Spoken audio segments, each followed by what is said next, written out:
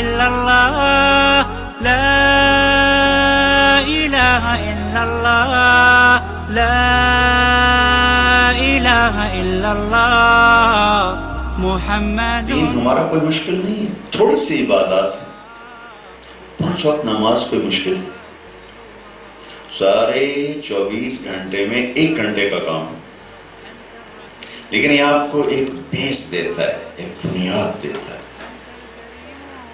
اور یہ کبھی اللہ تعالیٰ آپ کو دنیا پھرائے اور آپ اس میں چلتے چلتے نماز پڑھو تو آپ کو پتہ چلے کہ نماز میں کیا طاقت ہے.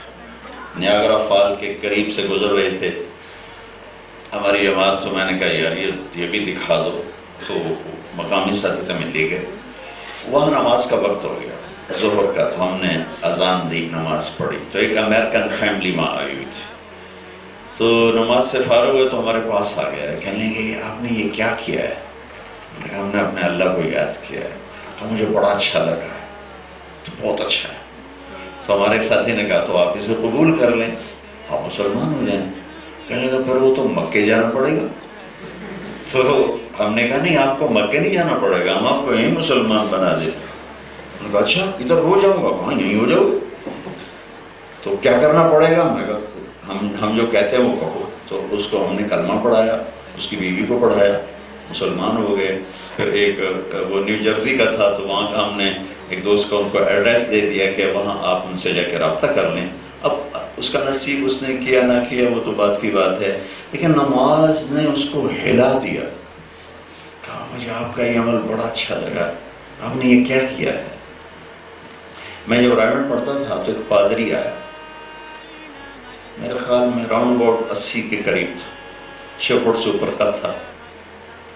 مسلمان ہوا کوئی 75 سال کی عمر میں، کہ فرانس میں ایک جماعت ہماری چل رہی تھی تیونس سے. تو وہ اس وقت کوئی ایسی جگہ نہیں تھی، مسجد کوئی نہیں تھی. تو اس پادری نے ان کو دیکھا تو ان کو اپنے گرجے میں بلا لیا اور وہاں ان کو رات ٹھہرنے کا موقع دیا. اگلے دن ان سے کہنے لگا کہ میں مسلمان ہونا چاہتا ہوں،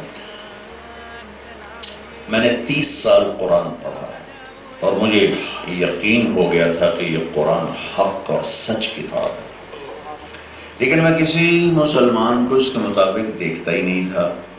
تو پھر میں یہ سوچتا تھا یہ کتاب سچی ہے، یہ اس کے ماننے والے سچے. آج میں نے تم میں کچھ قرآن کی جھلک دیکھی ہے، میں کلمہ پڑھنا چاہتا ہوں. پھر مسلمان ہوا. پھر وہ رائمنڈ آیا، میں وہاں اس وقت زیر تعلیم تھا، ان کے لیے کرسی بچھائی جاتی تھی نماز پڑھنے کی.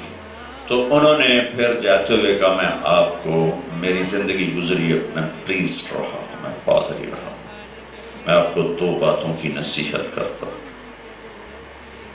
جب آپ یورپ میں جائیں تو پگڑی آپ کے سر پر ہو، داڑھی آپ کے چہرے پر ہو، شلوار کرتا آپ کا لباس ہو، بس صرف آپ یہ لباس پہن کے گزر جائیں، کوئی بات نہ کریں، صرف یہ لباس پہن کے گزر جائیں.